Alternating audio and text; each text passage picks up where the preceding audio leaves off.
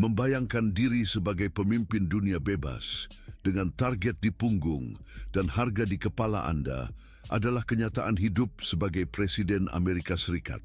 Bagi Donald Trump, keamanan adalah masalah yang tak ada habisnya dengan tim pengamanan yang mengesankan dan armada limusin dan helikopter tahan bom siap digunakan. Detail keamanannya adalah benteng yang kokoh. Sejak saat ia menginjakkan kaki di Gedung Putih, Presiden diselimuti oleh jaringan perlindungan yang rumit, termasuk dari Secret Service. Bukan hanya agen di tanah yang menjamin keamanan Trump. Dapur di Gedung Putih, ya, Anda membacanya dengan benar, juga merupakan area yang sangat diperkuat. Ketika Trump bepergian, pengawalannya adalah keajaiban logistik. Keamanan tak tertembus di Gedung Putih. Ketika berbicara tentang kekuatan dunia, adalah fakta bahwa Amerika Serikat menduduki posisi unggul. Ini menyiratkan alam semestinya bahwa siapapun yang memimpin salah satu ekonomi terbesar dunia tidak pernah memiliki momen biasa.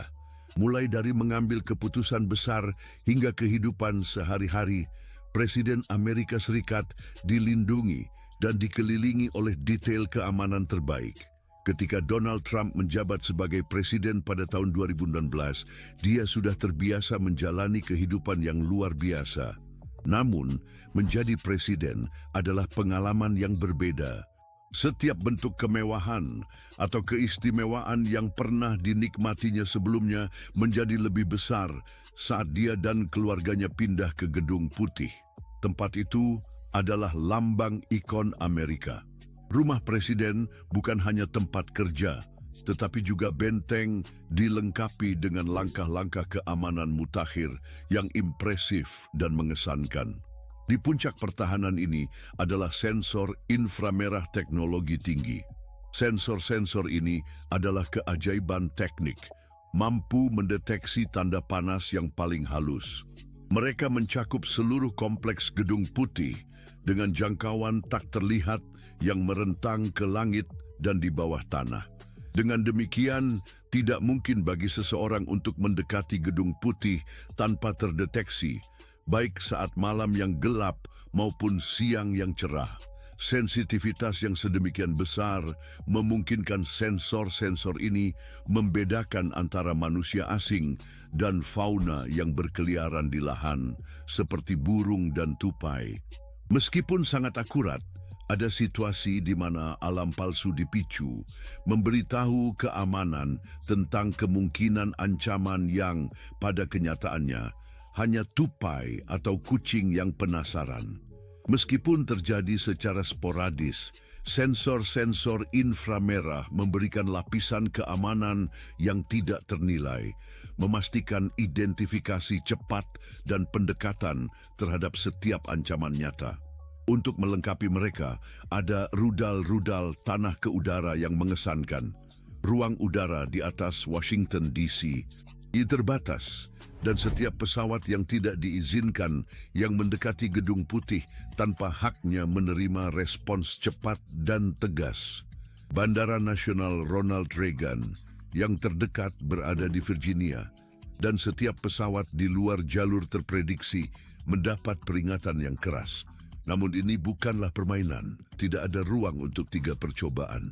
Sebuah peringatan adalah semua yang diperlukan, dan pelanggaran akan menyebabkan aktivasi sistem pertahanan rudal permukaan ke udara Gedung Putih, sebuah jaringan peluncur rudal yang ditempatkan secara strategis di sekitar kompleks untuk menghalangi ancaman udara dari segala arah. Meskipun lokasi tepat dari sistem rudal ini diklasifikasikan, ada desas-desus tentang kehadiran sistem pertahanan rudal Avenger yang canggih di atap Gedung Putih.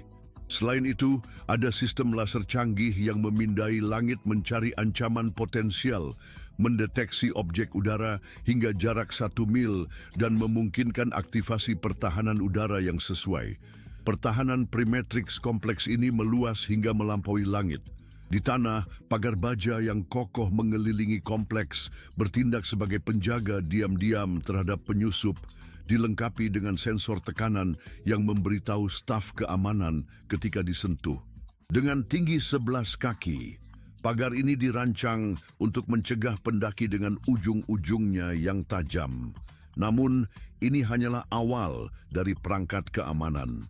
Penghalang kendaraan yang terbuat dari beton dan baja ditempatkan secara strategis untuk mencegah kendaraan yang tidak diizinkan melintas, mampu menghentikan mobil dalam kecepatan tinggi dan bertindak seperti parit modern di sekitar Gedung Putih.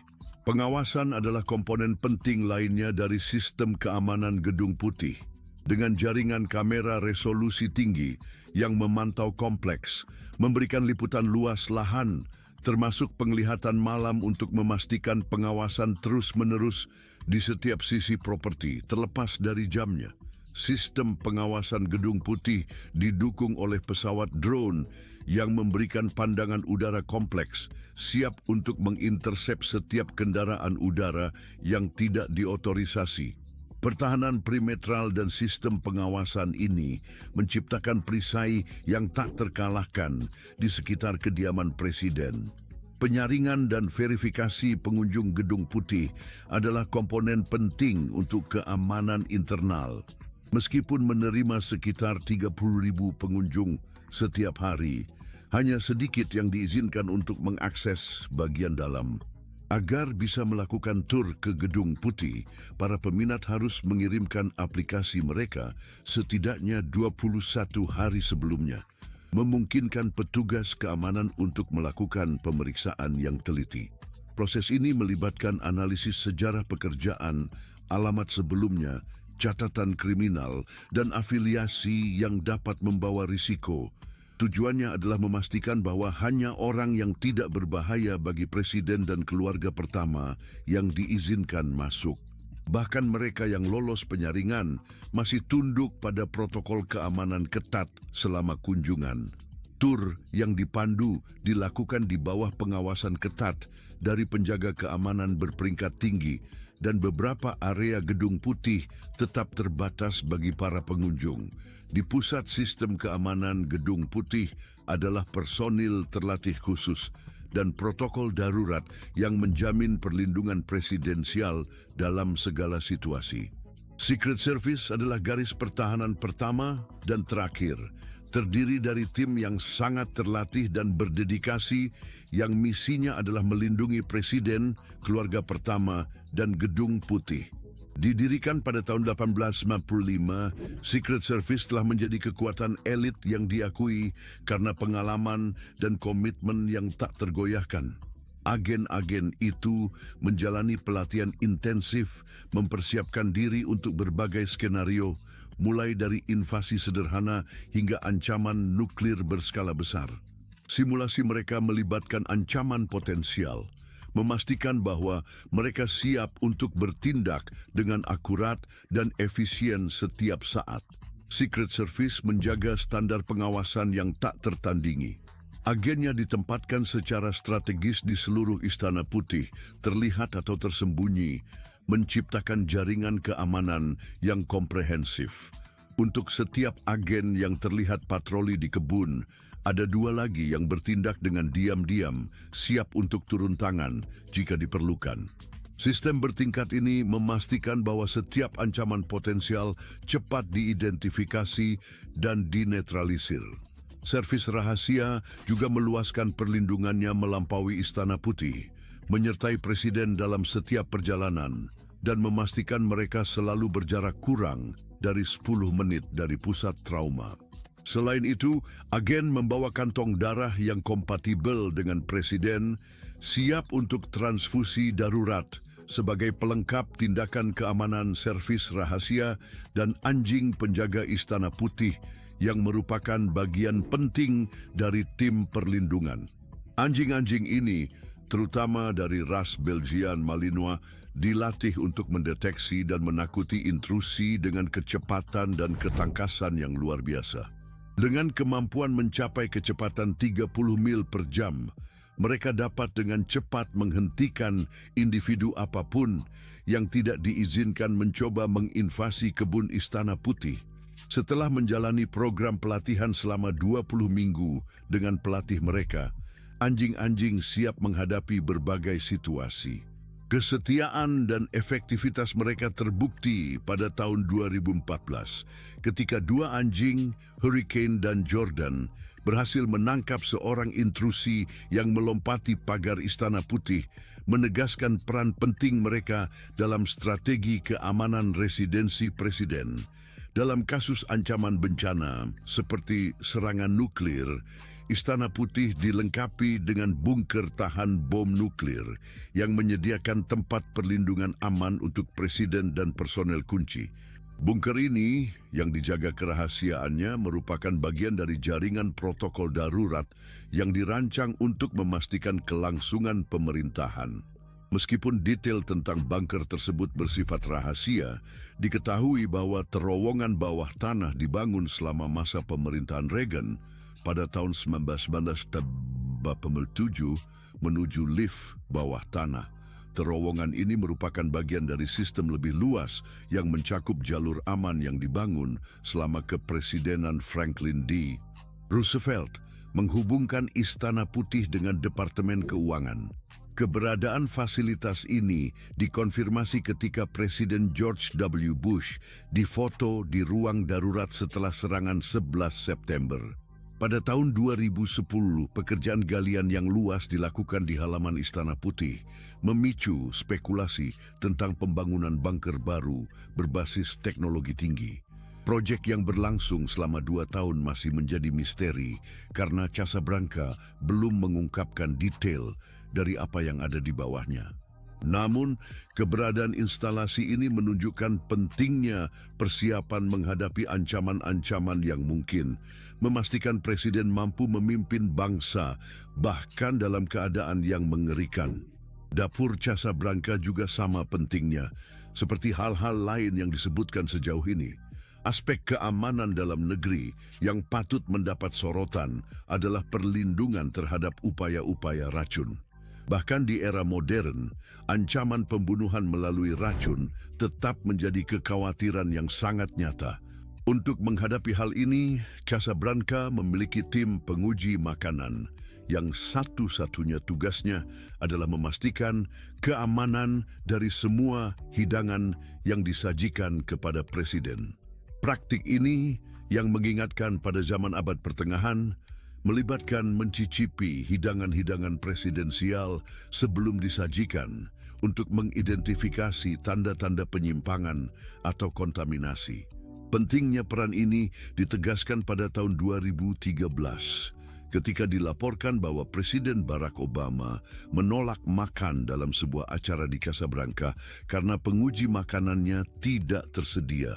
Insiden ini menyoroti pengawasan berkelanjutan yang diperlukan untuk melindungi presiden dari ancaman-ancaman ini. Secret Service juga memainkan peran penting dalam proses ini, mengawasi persiapan makanan dan memastikan semua bahan baku berasal dari pemasok yang dapat dipercaya. Semua koki Casablanca menjalani proses seleksi ketat sebelum diizinkan untuk menyiapkan makanan untuk presiden, meminimalkan risiko penyimpangan. Selain tanggung jawab kuliner utama mereka, para koki Casablanca sering diberi tugas tambahan, terkadang tak terduga. Misalnya, selama masa pemerintahan Barack Obama, tim dapur diminta untuk memproduksi BAR, menandai kali pertama minuman tersebut dibuat di tempat di Casablanca. Misi ini menuntut adaptasi dan inovasi dari para koki, menggunakan bahan-bahan yang ditanam di Taman Casablanca untuk membuat bir presidensial eksklusif. Tugas unik dan penting lainnya adalah perakitan tahunan rumah jahe Casablanca. Tradisi membangun rumah jahe yang rumit menyoroti bakat seni para koki dan menambah sentuhan meriah pada musim liburan. Karya tersebut dipamerkan di ruang makan negara, dikagumi oleh ribuan pengunjung setiap tahunnya. Hidup Presiden Amerika Serikat Donald Trump mungkin terlihat penuh dengan keistimewaan pada pandangan pertama, tetapi penting untuk menekankan bahwa mahkota membawa tanggung jawabnya sendiri. Donald Trump, seperti banyak presiden sebelumnya, menikmati tingkat kemewahan yang tinggi, tetapi pada intinya adalah kebutuhan akan keamanan konstan. Selama perjalanannya, presiden harus tetap waspada. Bayangkan sebuah situasi di mana setiap perjalanan adalah operasi berisiko tinggi, dengan pemimpin dunia bebas dikelilingi oleh pengawal yang dapat dibandingkan dengan para pemain film Hollywood. Mulai dari Air Force One ikonik yang melintasi langit hingga limusin yang dikenal sebagai The Beast melintasi jalan-jalan, Presiden Amerika Serikat melakukan perjalanan dengan protokol keamanan yang ketat dan tingkat ketepatan yang belum pernah terjadi sebelumnya. Namun apa yang sebenarnya terjadi di belakang layar? Bagaimana orang terkuat di planet ini menjelajah secepat dan sedahsyat ini? Sejarah transportasi presiden adalah perjalanan yang mencerminkan evolusi teknologi dan tuntutan jabatan yang semakin meningkat. Pada awalnya, presiden bepergian dengan kereta kuda dan kereta api, di mana Abraham Lincoln terkenal karena menggunakan kereta api dalam perjalanan inaugurasi pada tahun 1861. Dengan masuknya abad ke-20, kedatangan mobil membawa era mobilitas baru. William Howard Taft adalah presiden pertama yang mengadopsi inovasi itu, menggantikan kandang di Gedung Putih dengan armada mobil pada tahun 1909. Angkasa udara terbuka untuk perjalanan presiden selama masa jabatan Franklin D. Roosevelt. Pada tahun 1943, Roosevelt menjadi presiden pertama yang terbang menggunakan Boeing 314 Clipper untuk menghadiri konferensi Casablanca, memulai era baru dalam transportasi presiden. Kebutuhan akan pesawat khusus diakui, yang menghasilkan penciptaan Air Force One pertama dari C-54 Skymaster yang dimodifikasi selama masa jabatan Presiden Harry S. Truman. Pesawat yang ikonik yang saat ini kita kenal sebagai Air Force One dimulai dengan Presiden John F. Kennedy. Pada tahun 1962, Boeing 777 diperkenalkan menampilkan lukisan biru dan putih terkenal yang dirancang oleh Raymond Loewy. Pesawat ini menetapkan standar untuk pesawat presidensial masa depan, menggabungkan keamanan, kemampuan komunikasi, dan kenyamanan. Air Force One saat ini, sebuah Boeing 747, mulai beroperasi selama masa kepresidenan Ronald Reagan pada tahun 80-an. The Flying White House ini dilengkapi dengan teknologi canggih, memungkinkan presiden untuk menangani krisis dan berkomunikasi dengan pemimpin dunia dari manapun di planet ini. Secret Service bekerja sama erat dengan angkatan bersenjata untuk memastikan lapisan keamanan yang terstruktur dengan baik. Presidential Airlift Group, sebuah unit Angkatan Udara Amerika Serikat, mengoperasikan Air Force One. Tim ini memastikan pesawat selalu siap dan aman, dengan pesawat cadangan tersedia dalam situasi darurat. Angkatan bersenjata juga memberikan dukungan logistik, termasuk Marine One, helikopter presidensial yang dioperasikan oleh Helikopter Squadron One Angkatan Laut. Biasanya digunakan untuk mengangkut presiden dari Gedung Putih ke Pangkalan Udara Andrews, di mana Air Force One ditempatkan. Dengan kemajuan teknologi yang pesat, masa depan perjalanan presidensial berada di ambang transformasi yang signifikan. Air Force One saat ini, sebuah Boeing 747, sudah merupakan keajaiban teknik, dilengkapi dengan sistem komunikasi canggih dan kemampuan defensif. Namun, inisiatif untuk menggantinya dengan generasi baru pesawat sudah berlangsung, yang menjanjikan inovasi yang lebih signifikan. Air Force One berikutnya yang direncanakan menjadi Boeing 747-8 yang dimodifikasi akan menyertakan teknologi terbaru yang dirancang untuk meningkatkan baik keamanan maupun efisiensi. Ini meliputi avionik canggih, efisiensi bahan bakar yang lebih tinggi, dan sistem pertahanan yang ditingkatkan. Pesawat baru juga akan mengintegrasikan teknologi komunikasi terkini, memastikan bahwa presiden tetap terhubung dengan dunia secara terus-menerus. Konvoi adalah elemen penting lainnya dalam perjalanan presidensial, termasuk Beast, limusin presiden yang dilindungi, dirancang untuk bertahan dari berbagai ancaman. Konvoi ditemani armada kendaraan dukungan, termasuk SUV dari Secret Service, sebuah ambulans, dan kendaraan komunikasi. Rute dipersiapkan dengan cermat untuk meminimalkan risiko, dengan rute alternatif siap jika terjadi kejadian tak terduga. Selama bertahun-tahun, konvoi telah berkembang untuk memenuhi tuntutan keamanan dan komunikasi yang semakin meningkat. Pembunuhan Presiden John F. Kennedy pada tahun 1963 adalah saat penting yang mengakibatkan perubahan signifikan dalam desain dan operasi konvoi. Limusin konvertibel tempat Kennedy berada digantikan dengan kendaraan yang sangat berlapis baja, dan Secret Service mulai menerapkan langkah-langkah keamanan yang lebih ketat.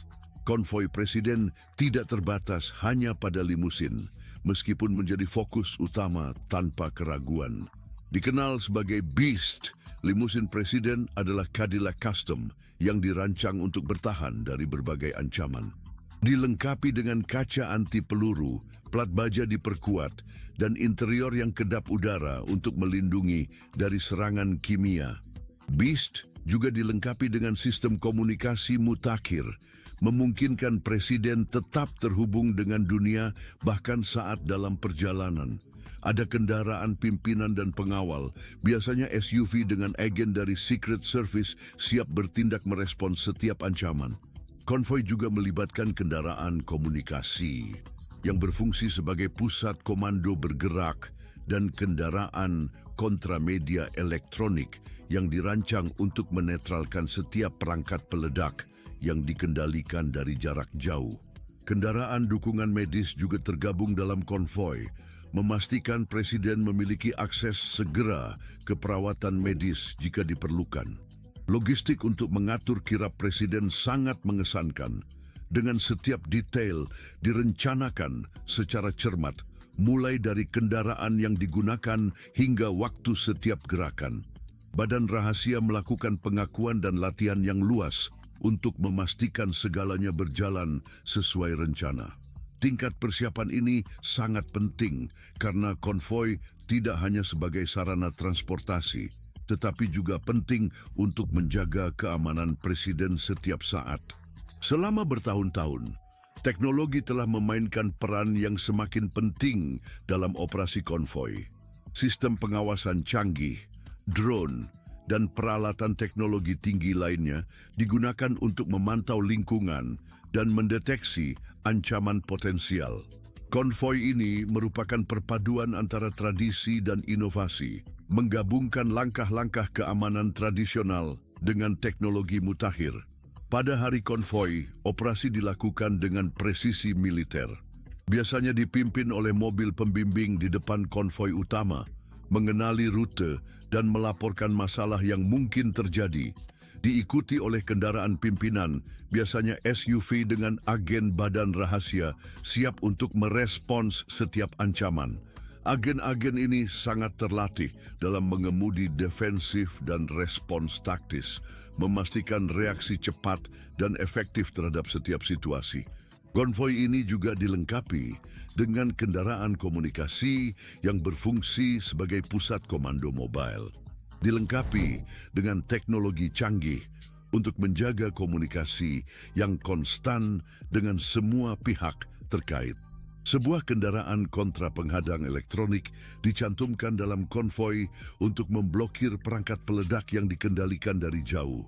Dukungan medis adalah elemen penting lainnya dengan sebuah ambulans dan tim yang siap memberikan perawatan darurat. Penyusunan ini memastikan pemberian bantuan medis yang konsisten kepada presiden, terlepas dari tujuan konvoi. Selain perlindungan, badan rahasia mengoordinasikan semua gerakan konvoi dan siap untuk berbagai situasi.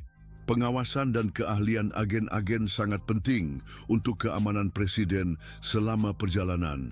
Unit medis Casablanca, juga dikenal sebagai WHMU, mengawasi kesehatan para pemimpin dan tamu internasional, memberikan perawatan menyeluruh dan segera. Didirikan pada awal Presiden Amerika, WHMU telah berkembang untuk memastikan perawatan medis yang dapat diandalkan bagi para pemimpin nasional. Dipimpin oleh seorang direktur militer berpangkat tinggi seperti Kolonel Angkatan Darat, WHMU memainkan peran utama dalam infrastruktur Casablanca, merawat kesehatan para pejabat pemerintah tertinggi, sementara dokter presiden dipilih secara pribadi oleh presiden, bertanggung jawab atas kesejahteraan fisik kepala negara. Direktur WHMU diangkat oleh Direktur Kantor Militer Gedung Putih dan bertanggung jawab untuk memastikan program dukungan kesehatan dan kedokteran berkualitas tinggi diimplementasikan untuk menjamin kontinuitas kepresidenan. Tim WHMU terdiri dari profesional terlatih seperti dokter militer, asisten medis, perawat terdaftar, paramedis, dan staf pendukung, siap untuk menangani berbagai situasi medis, mulai dari pemeriksaan rutin hingga perawatan darurat. Anggota tim WHMU bersertifikat dalam bidang seperti kedokteran darurat, kedokteran keluarga, dan kedokteran dalam, dengan spesialisasi tambahan dalam perawatan trauma dan dukungan kehidupan jantung yang mempersiapkan mereka untuk segala keadaan medis. Peran penting WHMU juga meliputi perencanaan kontingensi medis, khususnya untuk perjalanan presiden, dengan pengembangan rencana rinci untuk memastikan presiden dapat menerima bantuan medis dengan cepat. Selain itu, WHMU mengawasi suite medis yang dapat dipindahkan yang ada di Air Force One dan Air Force Two. Air Force One dilengkapi dengan ruang operasi lengkap, dilengkapi dengan meja operasi, tempat tidur, peralatan penyelamatan, monitor medis, dan apotek memungkinkan perawatan medis berkualitas saat presiden sedang dalam perjalanan. Sementara itu, Air Force Two yang digunakan oleh wakil presiden memiliki unit pertolongan pertama, defibrilator otomatis eksternal, tabung oksigen, dan obat-obatan dasar. WHMU juga memberikan saran kepada kantor presiden tentang kemampuan presiden untuk menjalankan tugasnya sebagaimana yang dijelaskan dalam amandemen ke-25 Konstitusi Amerika Serikat, menyoroti peran sentralnya dalam keputusan kritis yang terkait dengan kepemimpinan nasional dan kontinuitas kepresidenan. Selama bertahun-tahun, tingkat personel WHMU bervariasi. Mulai dari tahun 1993 hingga 2001, unit ini memiliki 20 anggota tim. Angka ini meningkat menjadi 22 pada tahun 2001 dan hingga tahun 2010, tim WHMU berkembang menjadi 24 anggota. Mulai dari tahun 2012, unit itu mulai melibatkan 5 dokter dan 3 teknisi darurat bersama dengan 6 perawat terdaftar yang menjabat untuk 2 tahun. Perawat-perawat ini terlatih dan bersertifikat dalam perawatan darurat, resusitasi, dan pengobatan trauma, siap untuk merespons keadaan darurat medis apapun. Fasilitas WHMU dirancang untuk memberikan perawatan medis menyeluruh di berbagai lingkungan. Unit tersebut mencakup kemampuan medis darurat dan trauma baik di Gedung Putih maupun di kediaman Wakil Presiden di Observatorium Angkatan Laut Amerika Serikat. Sebuah ruang pemeriksaan medis dijaga di gedung kantor eksekutif Eisenhower, menyediakan sumber daya tambahan untuk perawatan kesehatan. Seorang mantan dokter presiden menjelaskan unit dari Gedung Putih sebagai pusat layanan gawat darurat, dilengkapi dengan kereta darurat, menyoroti kesiapannya untuk menangani keadaan darurat medis. Pada Januari 2024, WHMU dan apoteknya menjadi sorotan media ketika kantor Inspektur Jenderal Departemen Pertahanan merilis laporan investigasi yang difokuskan pada catatan resep obat dan pengobatan antara 2017 dan 2019 selama kepresidenan Donald Trump. Laporan tersebut menyoroti catatan resep yang tidak memadai, pembuangan zat terkontrol yang tidak pantas, dan kegagalan dalam verifikasi identitas, antara lain. Apotek itu memberikan produk merek mahal secara gratis daripada produk generik yang lebih terjangkau, melanggar kebijakan Departemen Pertahanan.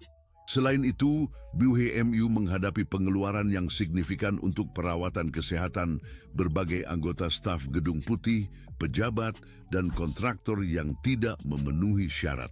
Laporan tersebut merekomendasikan penerapan kebijakan dan prosedur untuk lebih baik mengelola obat, mencakup akuisisi, penyimpanan, inventaris, resep, dispensasi, dan pembuangan. Juga disarankan untuk membuat rencana pengawasan farmasi, kontrol untuk memverifikasi kelayakan pasien dalam sistem kesehatan militer, rencana untuk mengawasi kelayakan pasien di WHMU, pengawasan layanan medis eksekutif terkait akses pasien, serta kontrol untuk penagihan dan pemulihan biaya perawatan yang diberikan kepada pasien non-militer. Peristiwa-peristiwa baru-baru ini menekankan pentingnya WHMU dalam menjamin kesehatan dan keamanan para pemimpin bangsa. Sementara unit terus berkembang dan beradaptasi dengan tantangan baru, ia tetap sebagai komponen kunci infrastruktur Gedung Putih, memastikan bahwa presiden, wakil presiden, dan keluarga mereka menerima perawatan medis terbaik yang tersedia. Inilah gambaran yang mengungkap kehidupan yang terpelihara dengan hati-hati di masa lalu Presiden Donald Trump. Dengan dukungan Anda, kami akan membongkar establishment. Kami akan mengusir para penganut kebijakan perang dari pemerintahan kami.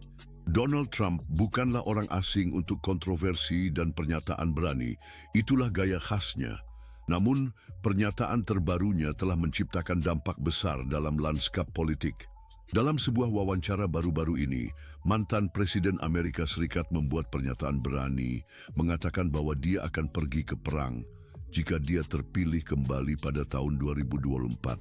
Pernyataan ini memicu debat intens dan spekulasi tentang motivasinya dan kemungkinan konsekuensi dari keputusan tersebut. Jadi, siapkan diri untuk perjalanan yang memikat ke dalam pikiran salah satu figur yang paling kontroversial dalam politik modern, pernyataan Trump. Tahun 2024, saya tidak punya ide seberapa pentingnya itu. Inilah pertempuran terakhir kami. Ini adalah pertempuran besar terakhir kita. Dengan dukungan Anda, kami akan membongkar establishment. Kami akan mengusir para penganut kebijakan perang dari pemerintahan kita. Kita akan mengusir para globalis, komunis, marxis, dan fasis. Dia melanjutkan dengan mengatakan bahwa mengerikan fakta Joe Biden yang korup telah menghabiskan hampir $1 miliar untuk menampung imigran ilegal dan migran asing yang masuk ke negara kita. Ini adalah invasi ke negara kita. Sebelumnya kita memiliki perbatasan yang paling aman dalam sejarah, tetapi sekarang kita menghadapi perbatasan terburuk mungkin di dunia. Untuk memahami pentingnya pernyataan Donald Trump, perlu menganalisis konteks di mana itu diajukan. Selama wawancara baru-baru ini dengan media penting, Trump membuat pernyataan mengejutkan ini ketika ditanya tentang rencana dan kebijakannya jika terpilih untuk masa jabatan kedua sebagai Presiden Amerika Serikat pada tahun 2024. Donald Trump, Presiden ke-45 Amerika Serikat, dikenal karena kontroversinya. Selama masa jabatannya, dia terkenal karena pendekatannya yang tidak konvensional terhadap politik dan gaya komunikasinya yang langsung. Salah satu keprihatinannya yang utama adalah imigrasi dan keamanan di perbatasan, terutama sepanjang perbatasan AS-Meksiko. Sejak awal kampanyenya, Trump jelas menyatakan bahwa dia percaya AS menghadapi krisis di perbatasan. Dia berpendapat bahwa imigrasi ilegal merupakan ancaman bagi keamanan nasional, ekonomi, dan kesejahteraan warga Amerika. Janjinya untuk membangun tembok di perbatasan menjadi semboyan bagi pendukungnya. Pada tahun 2017, segera setelah mengambil jabatan, Trump menandatangani perintah eksekutif untuk memulai pembangunan tembok di perbatasan. Langkah ini mendapat dukungan sebanyak juga oposisi, dengan para kritikus berargumen bahwa itu adalah solusi yang tidak efektif dan mahal untuk masalah yang kompleks. Selama masa jabatan Trump, diterapkan berbagai kebijakan untuk menahan imigrasi ilegal. Ini termasuk kebijakan toleransi nol yang kontroversial, di mana Departemen Kehakiman mulai menuntut pidana semua tersangka yang menyeberangi perbatasan secara ilegal, termasuk yang pada percobaan pertama mereka menyebabkan pemisahan keluarga di perbatasan dan kebijakan imigrasi yang lebih ketat. Meskipun kebijakan ini dipuji oleh pendukung Trump, mereka menjadi sasaran kritik dari organisasi hak asasi manusia dan pembela imigran, menjadikan imigrasi sebagai topik yang sangat memecah belah dalam politik Amerika. Faktor lain yang mungkin telah mempengaruhi pernyataan Trump adalah keinginannya untuk menarik dukungan dari basis pendukungnya. Selama masa jabatannya, Trump telah membangun basis pengikut yang kuat, yang tertarik dengan sikapnya yang tegas terkait imigrasi. Dengan membuat pernyataan yang begitu berani, Trump bertujuan untuk memobilisasi basisnya dan mempertahankan dukungan. Penting untuk dicatat bahwa pendekatan Trump terhadap imigrasi dan keamanan perbatasan selalu menjadi topik yang memecah belah. Sementara para pendukungnya memuji upayanya untuk memastikan perbatasan, para kritikus berpendapat bahwa kebijakannya tidak manusiawi dan tidak efektif. Pernyataan Trump tentang perang dapat lebih memperdalam pembagian, dengan beberapa menganggapnya sebagai langkah yang diperlukan dan yang lainnya menganggapnya sebagai eskalasi yang ekstrim dan tidak perlu. Namun, penting untuk mempertimbangkan kelayakan dan legalitas penempatan tentara di perbatasan AS-Meksiko. Undang-Undang Posse Comitatus, sebuah hukum federal, mengatur penggunaan tentara untuk kepentingan penegakan hukum sipil. Setiap keputusan untuk mendeploy tentara harus mengatasi tantangan hukum ini dan mengevaluasi secara hati-hati konsekuensi potensialnya. Penempatan tentara di perbatasan AS-Meksiko tentunya akan memiliki implikasi signifikan, baik domestik maupun internasional. Salah satu konsekuensi langsungnya akan menjadi ketegangan dalam hubungan antara Amerika Serikat dan Meksiko. Pengiriman pasukan ke perbatasan dapat dianggap sebagai tindakan agresif dan provokatif yang berpotensi memicu ketegangan diplomatik antara kedua negara. Selain itu, penempatan tentara menimbulkan kekhawatiran tentang militerisasi keamanan perbatasan.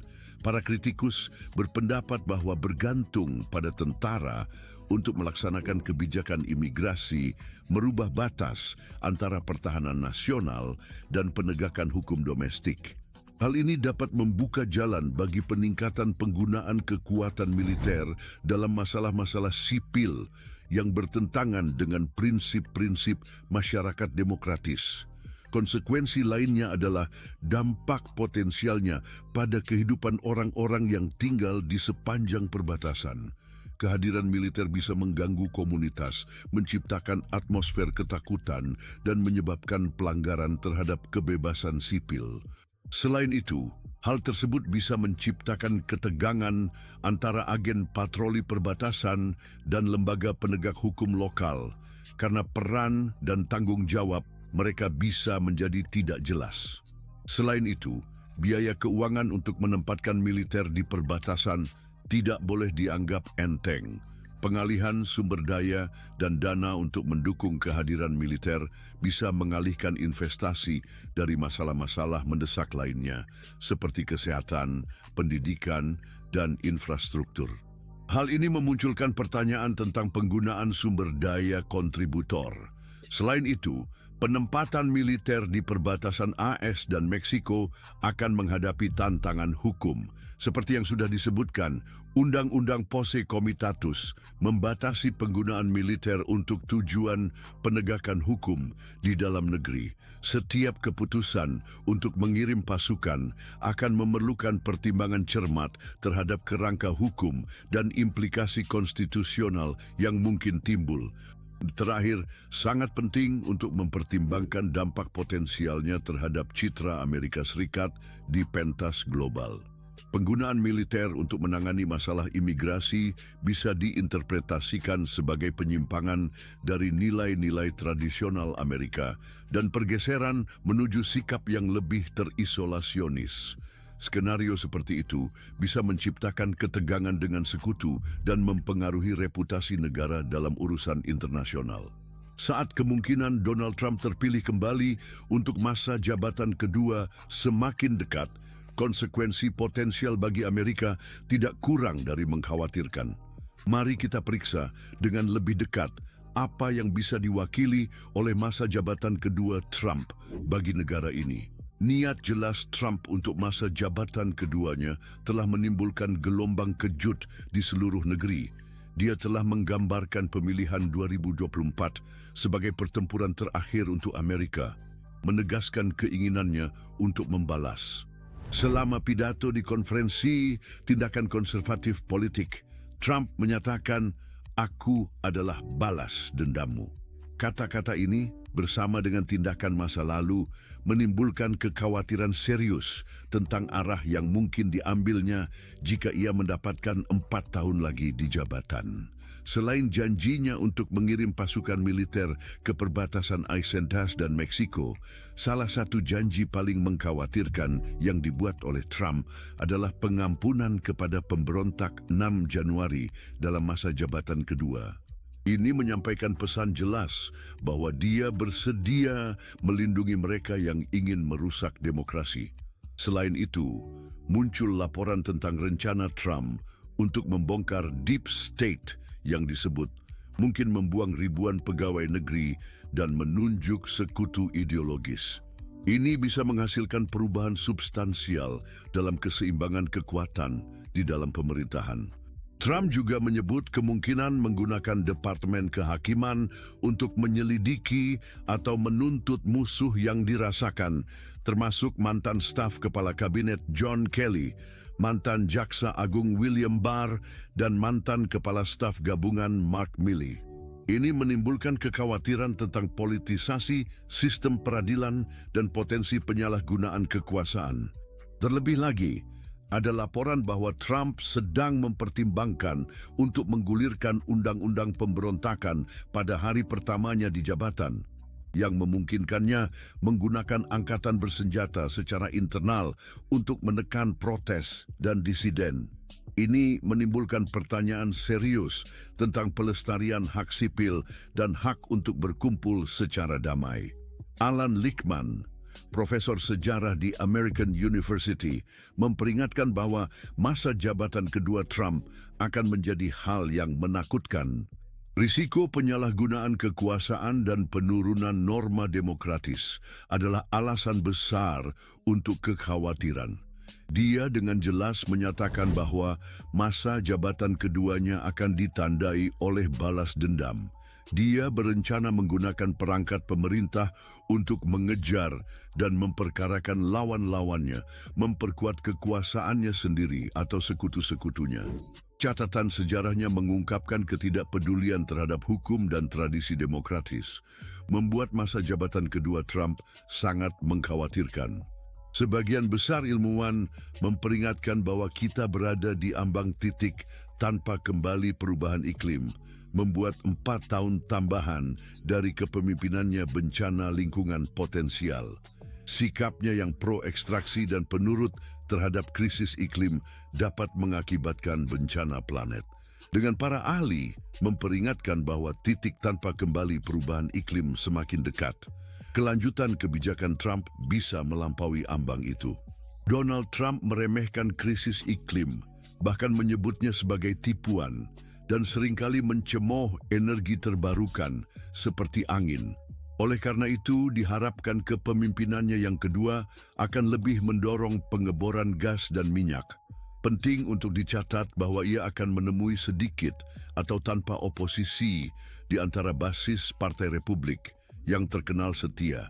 Dengan kemungkinan Partai Republik mengambil alih kendali di DPR dan Senat, kepresidenan Trump bisa mewujudkan agenda ekstremnya. Implikasi dari masa jabatan keduanya sangat serius, mulai dari melemahnya norma-norma demokratis hingga penyalahgunaan kekuasaan yang mungkin dampak lingkungan, dan implementasi kebijakan-kebijakan ekstrim, ketidakpastian yang signifikan. Respon publik terhadap pidato Trump juga sangat intens. Saat Donald Trump mempresentasikan proposal kampanyenya untuk memindahkan pasukan ke perbatasan Aceh, Meksiko, reaksi publik langsung terasa. Proposal Trump untuk mengirimkan pasukan ke perbatasan menimbulkan reaksi bervariasi.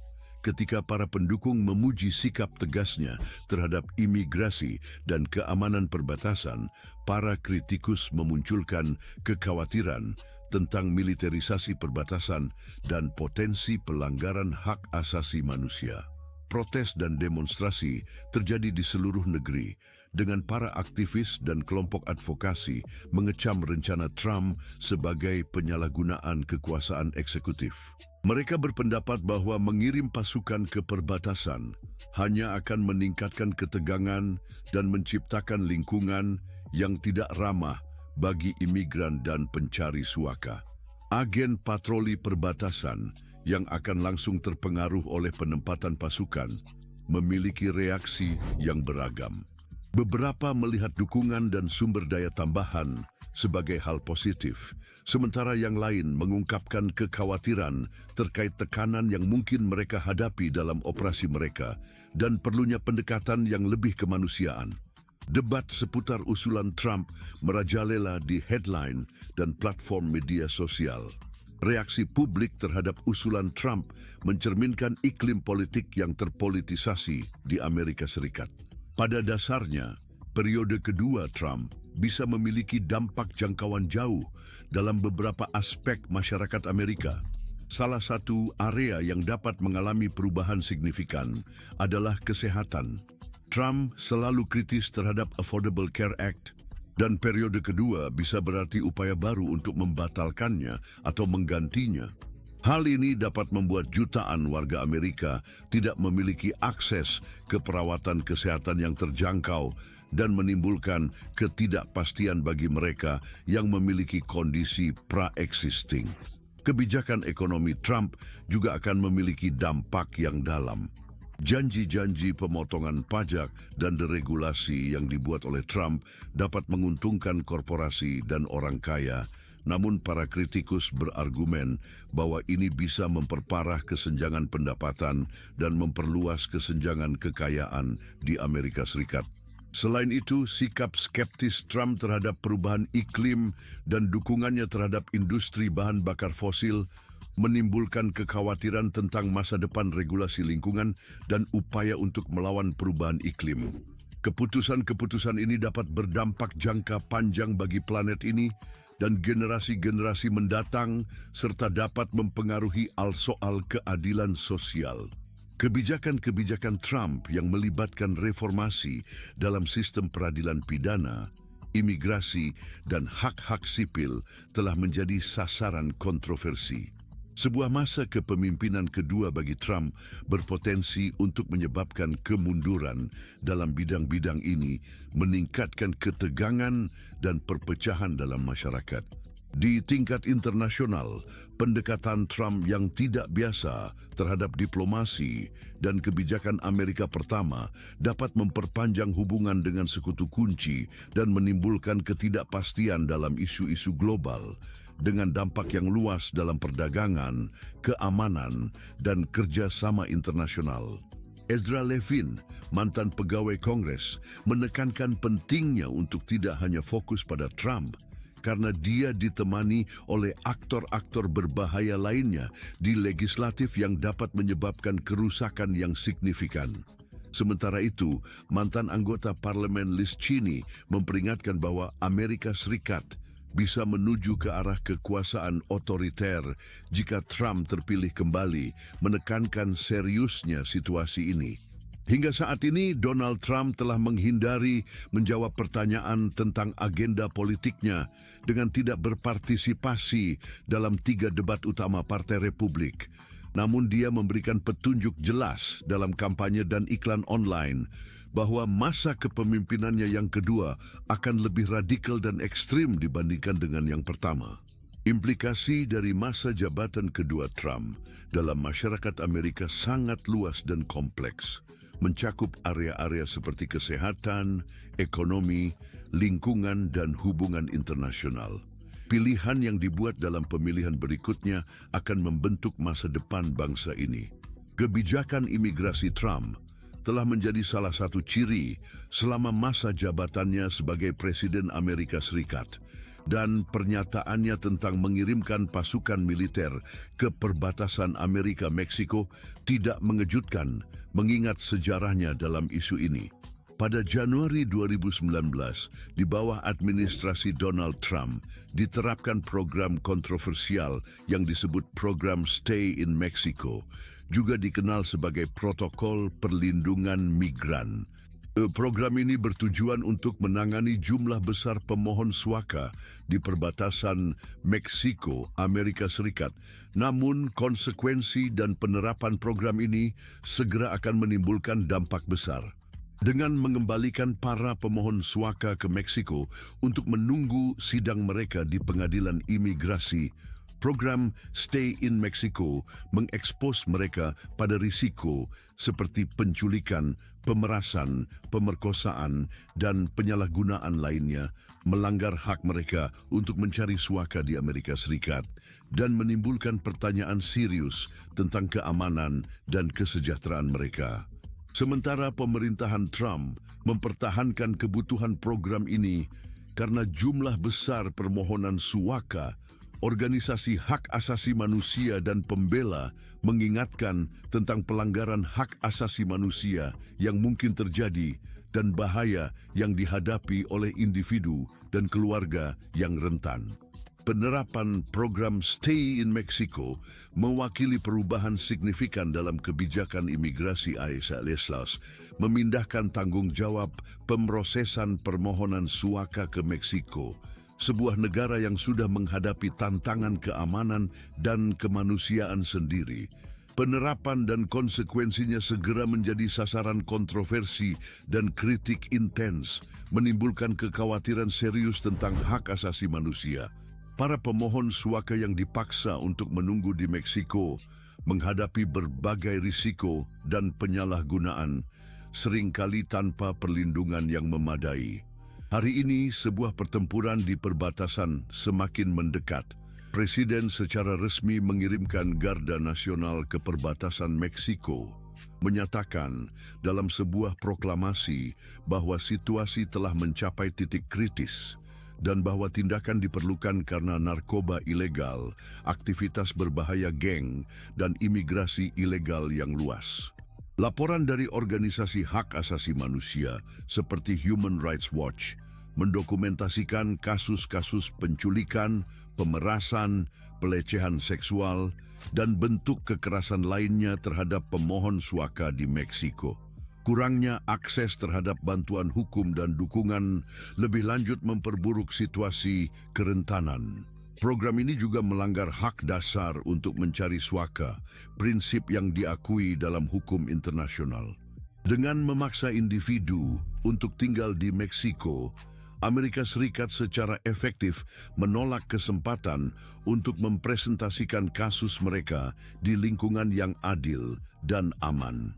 Selain itu, implementasi program ini ditandai oleh kurangnya transparansi dan tanggung jawab.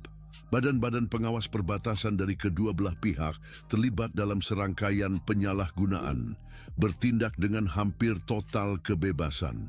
Isu-isu ini telah menimbulkan kekhawatiran serius tentang perlakuan yang diberikan kepada para pencari suaka dan integritas program tersebut. Meskipun laporan yang mengkhawatirkan dan pelanggaran hak asasi manusia, program tinggal di Meksiko terus berlanjut di bawah pemerintahan Trump, menunjukkan sedikit kepedulian terhadap kesejahteraan dan keamanan yang terkena dampak. Dampak program ini terhadap individu yang rentan dan keluarga yang mencari perlindungan sangat menghancurkan, mengekspos mereka ke lebih banyak kerusakan dan eksploitasi. Kelompok advokasi dan organisasi hukum mengajukan gugatan hukum yang mempertanyakan legalitas dan konstitusionalitas program tersebut. Mereka berargumen bahwa kebijakan tinggal di Meksiko melanggar hukum nasional dan internasional yang melindungi hak-hak para pencari suaka. Gugatan hukum ini bertujuan untuk menyoroti kekhawatiran hak asasi manusia dan mencari keadilan bagi yang terkena dampak.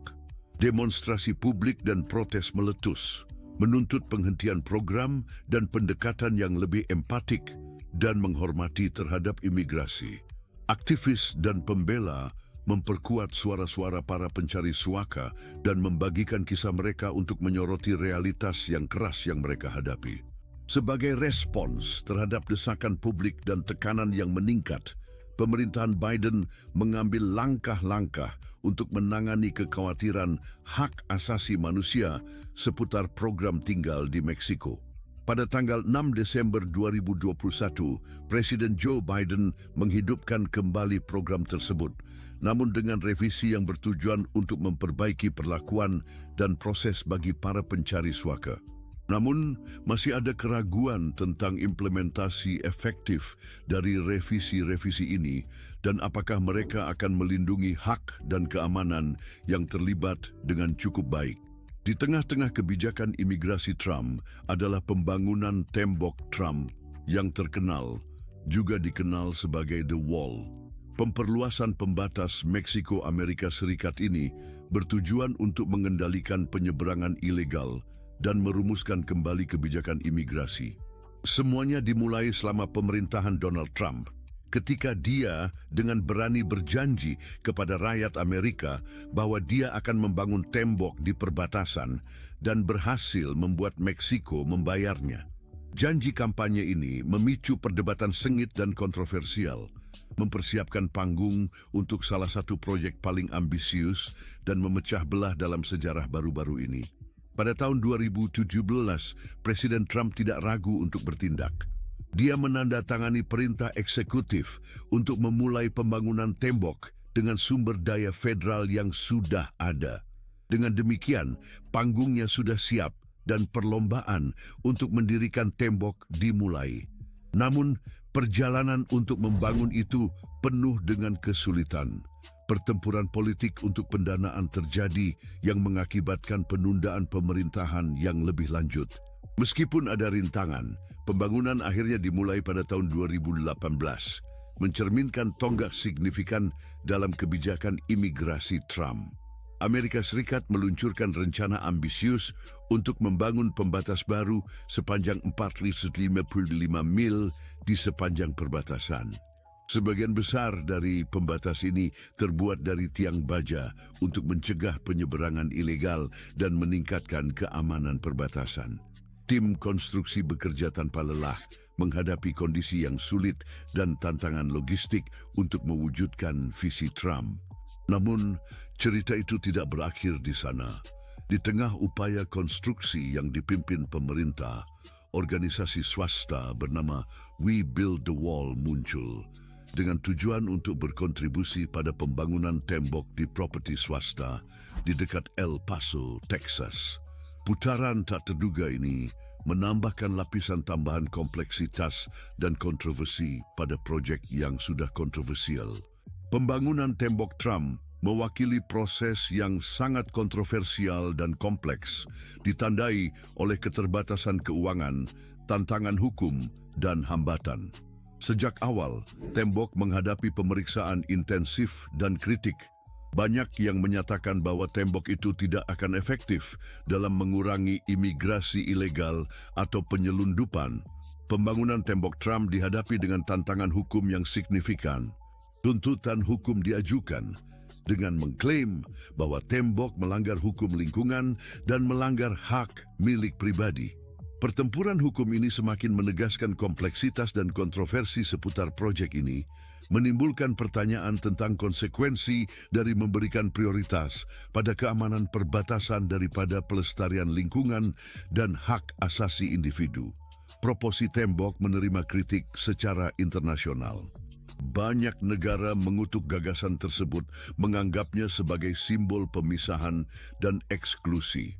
Di sisi lain, Perdana Menteri Israel Benjamin Netanyahu menyatakan dukungan terhadap tembok itu, membandingkannya dengan pagar Israel di tepi barat. Pemisahan internasional menyoroti sifat polarisasi tembok dan konsekuensinya terhadap hubungan global. Paus Fransiskus, pemimpin Gereja Katolik, menjadi salah satu suara prominent yang mengkritik proyek ini, membela pembangunan jembatan daripada tembok, menekankan pentingnya mempromosikan pemahaman dan belas kasihan di hadapan tantangan imigrasi. Sikapnya mendapat respons di antara mereka yang mempertahankan pendekatan kemanusiaan sebagai lawan dari ketergantungan eksklusif pada penghalang fisik. Para pendukung tembok Trump berargumen tentang potensinya untuk mengurangi migrasi ilegal, percaya bahwa penghalang fisik akan membuat perlintasan ilegal perbatasan menjadi sulit. Namun, efektivitas tembok dalam hal ini telah menjadi subjek perdebatan yang luas. Meskipun beberapa studi menunjukkan bahwa tembok telah berkontribusi pada penurunan migrasi, terutama di daerah di mana ia didirikan, para kritikus menunjukkan bahwa faktor lain seperti perubahan ekonomi dan kebijakan imigrasi mungkin telah mempengaruhi penurunan ini, sehingga sulit untuk secara eksklusif mengatributkan kesuksesan penurunan migrasi kepada tembok. Selain itu, tembok tersebut bertujuan untuk mengatasi masalah visa yang telah kadaluarsa, yang telah menjadi penyebab penting dari imigrasi tanpa dokumen. Namun, para kritik berpendapat bahwa tembok tersebut gagal menangani masalah ini karena tidak berfokus pada orang-orang yang masuk secara legal, tetapi melampaui batas waktu visa mereka.